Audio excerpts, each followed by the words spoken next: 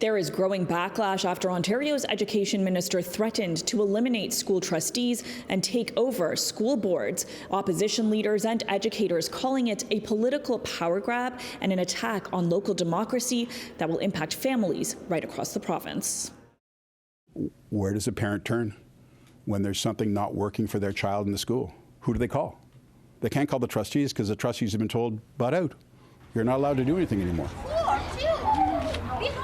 With a week to go before the start of the school year, the impacts of provincial changes are already being felt. The Ford government has taken over the management of a handful of school boards, including the TDSB, appointing supervisors to replace trustees. So that decisions about our children's schools and education will be made behind a desk by someone at Queen's Park.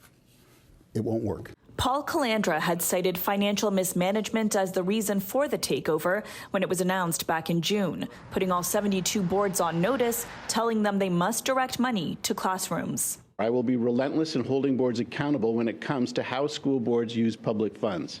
But the newly elected president of the Elementary Teachers Federation of Ontario says the government is trying to blame trustees for a problem it caused. This government has systematically underfunded public education to the tune of multiple billions of dollars over the last 7 years, and that's what we should be talking about.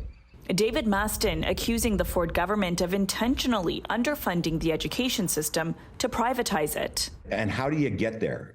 First, you have to convince the general population that the public system is not working, that it's inefficient, that people that are tasked with making the system work, they're not doing their job.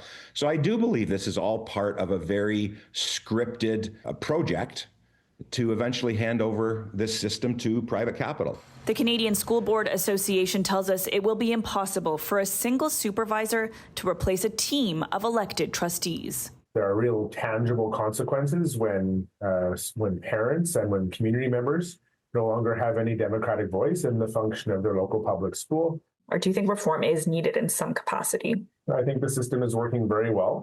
We reached out to the Education Minister's office for comment, but didn't hear back before airtime. For City News, I'm Tina Yazdani.